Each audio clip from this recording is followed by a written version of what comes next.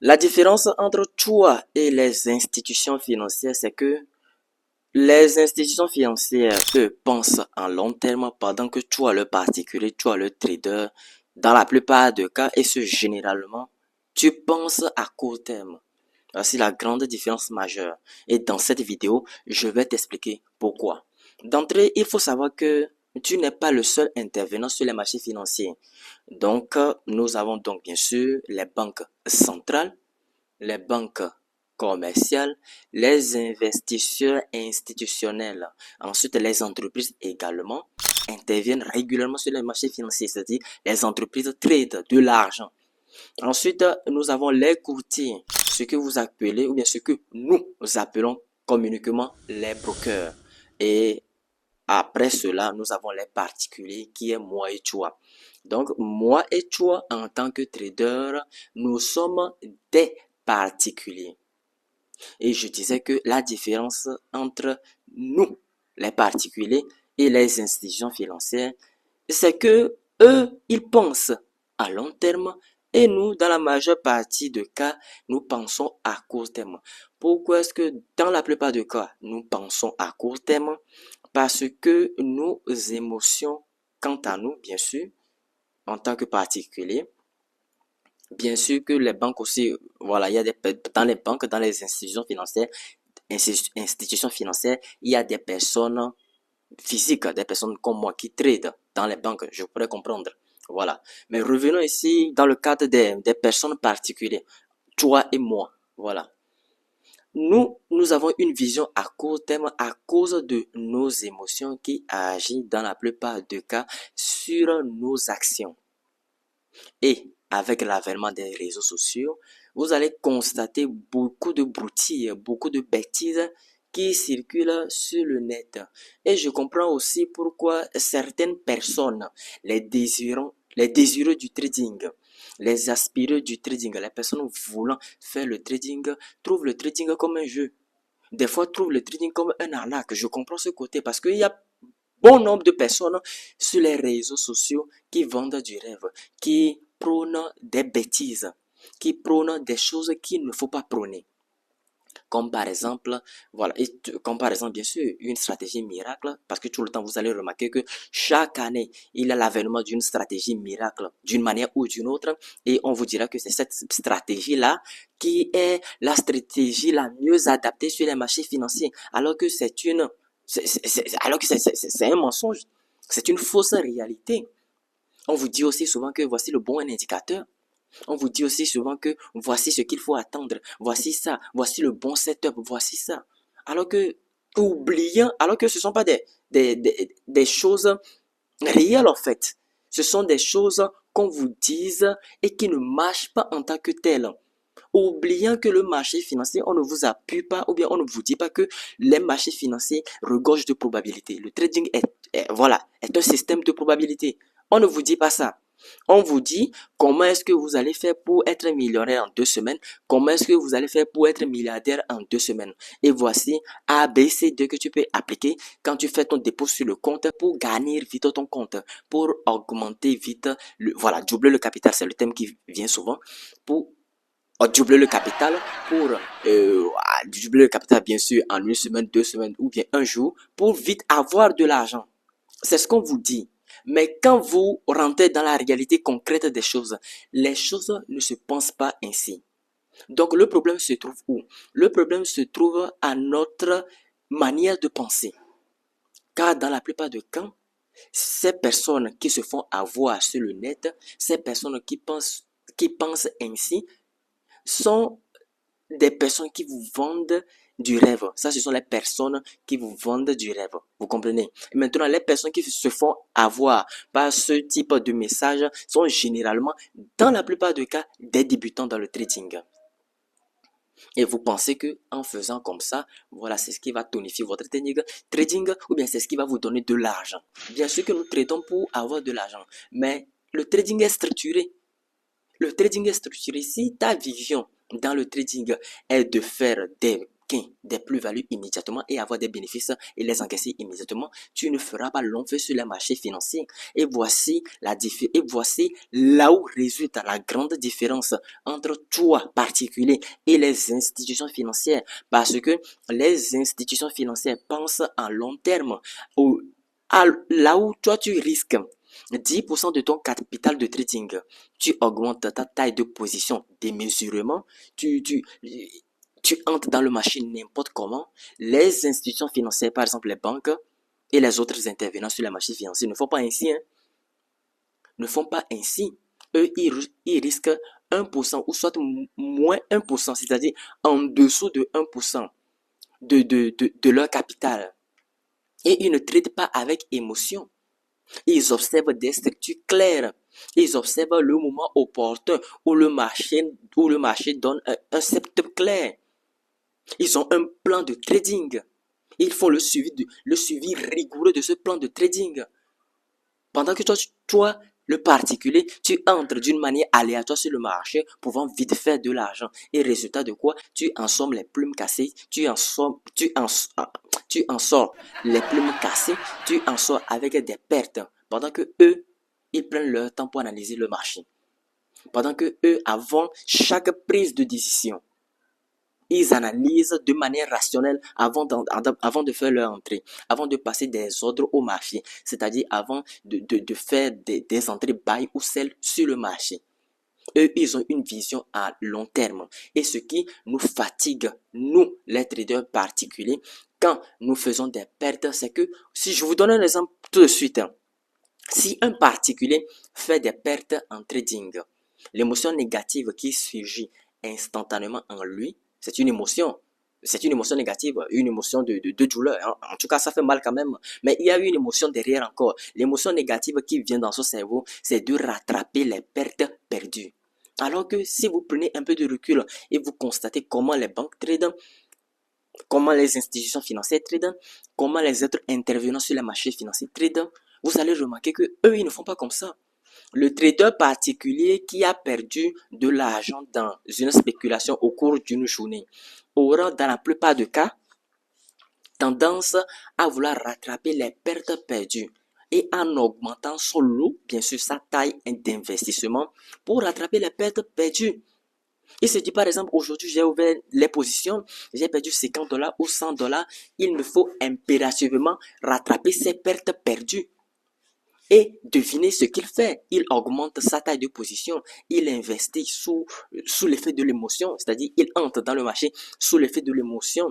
Voulant rattraper ses pertes perdues. Voulant rattraper ses 50 dollars perdus, bien ses 100 dollars perdus. Et désirant faire des plus-values au-delà de ça.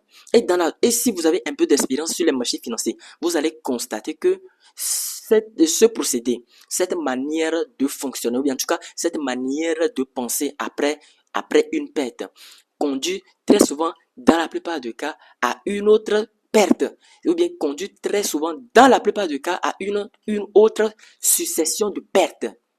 Tu veux par exemple par exemple, combler le trou, c'est ça. Combler le trou que tu as fait dans la journée. En réinvestissant encore dans tes spéculations. Si vous avez un peu d'expérience, vous allez constater que tu remarques par après que, voilà, tu as voulu rattraper le trou perdu. Mais maintenant, tu as encore creusé beaucoup d'autres trous à combler. Une succession de pertes. Donc, vous devez lutter contre ces émotions négatives. Contrairement aux banques et aux institutions financières, eux, ils ne font pas comme ça. Ils ont perdu, ils admettent qu'ils ont perdu. Ça fait partie du trading. Ils reviennent plus tard.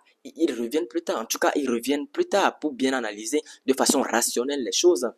Ils ne se disent pas à eux-mêmes que voilà, j'ai fait une perte, voici A, B, C, D, je les ai perdus aujourd'hui, c'est-à-dire les autres que j'ai ouverts sur les marchés, je les ai perdus aujourd'hui, je suis en perte aujourd'hui, et donc je ferai tout ce qui est de mon possible pour rattraper les pertes que j'ai, voilà, pour rattraper les gains, ou bien pour rattraper le capital, ou bien la somme investie que j'ai perdue aujourd'hui. Eux, ils ne font pas ça.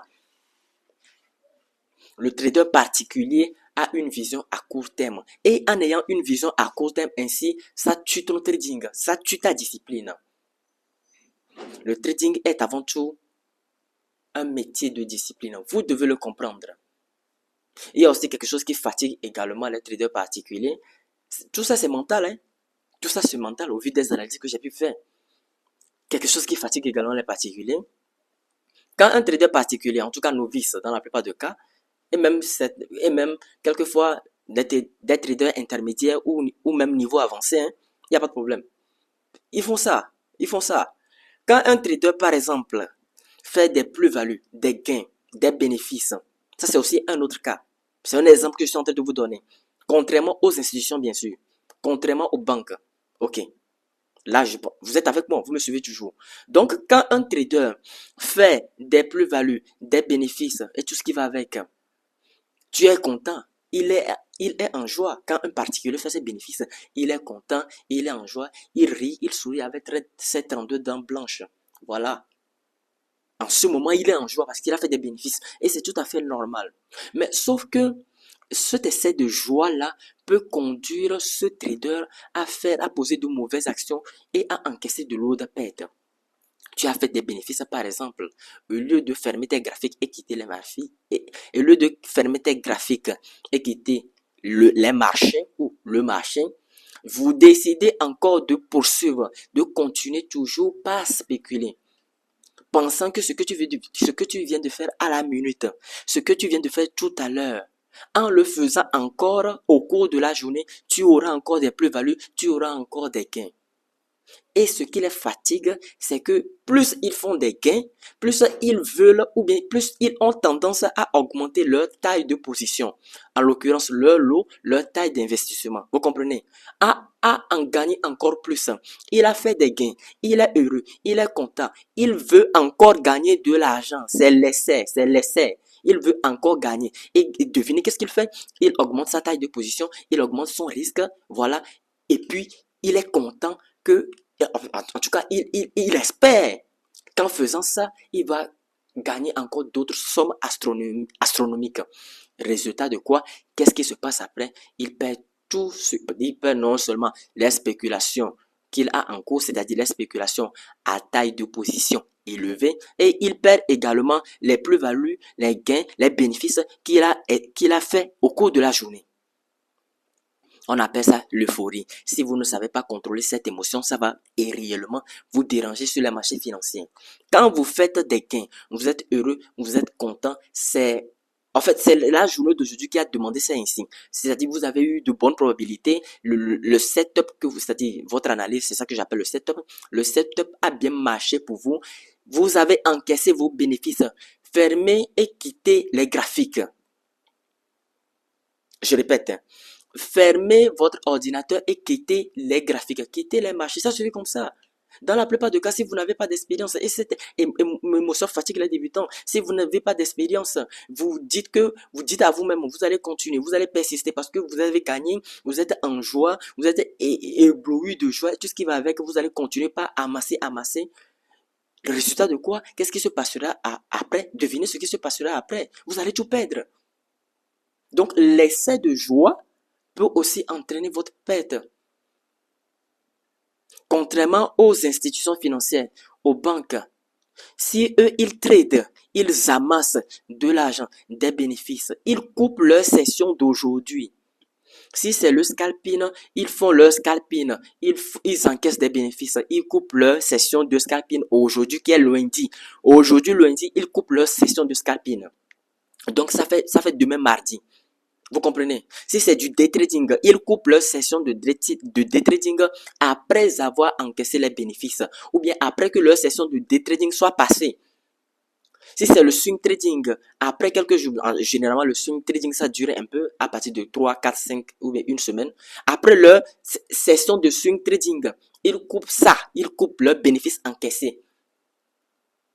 Le trading est En fait, j'aimerais dire par là que pour avancer dans le trading ou bien le trading est un métier de discipline. Il faut de la discipline. Il ne faut pas sauter à gauche, à droite parce que vous avez entendu parler d'une stratégie quelconque. Il faut avoir une bonne psychologie pour gérer tes émotions. Il faut avoir aussi une bonne stratégie qui a un bon backtest. Il ne faut pas sauter sur les indicateurs de gauche à droite pensant qu'il y aurait un indicateur miracle qui vous ferait des plus-values sur les marchés financiers. Ça n'existe pas. Il faut suivre rigoureusement son plan de trading. Mon plan de trading m'a dit, après, je pense que je ferai une vidéo concernant ce sujet également. Mon plan de trading m'a dit, voici A, B, C, D que je dois suivre. Quand je remarque quand je remarque ces patterns là, ou bien quand je remarque ces choses là sur le graphique, ou bien quand je remarque ces mouvements sur le graphique, voici A, B, C, D que je dois suivre impérativement. C'est ça le plan de trading et il faut le suivre. C'est ça. Il ne faut pas entrer dans le marché aléatoirement, ce que les banques et les institutions financières ne font pas. Parce que là-bas, vous convenez avec moi, la banque, il n'y a pas que toi qui déposes de l'argent là-bas à la banque. Il y a d'autres personnes qui arrivent et font des dépôts. Vous comprenez? Donc, eux, ils ne peuvent pas se permettre de faire des bêtises. Et je vous invite à penser comme eux, parce que là-bas, ce sont des experts. Vous comprenez? Et toi aussi, tu peux adopter leur mentalité, leur manière de trader. Vous comprenez? Et avoir une vision à long terme. Vous comprenez?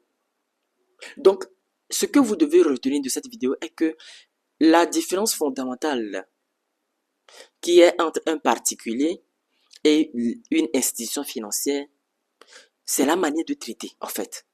Surtout la vision à long terme. Voici ce que vous devez retenir de cette vidéo.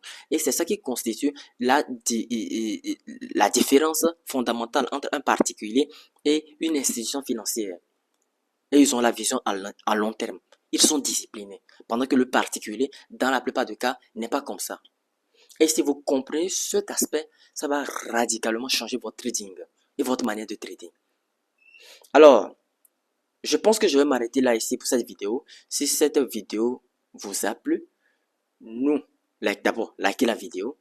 Nous allons nous retrouver une prochaine fois dans une autre vidéo. Mais n'oubliez pas, sur ma chaîne, j'ai les contenus de trading et les contenus de développement personnel. Nous menons deux luttes, nous menons deux mouvements.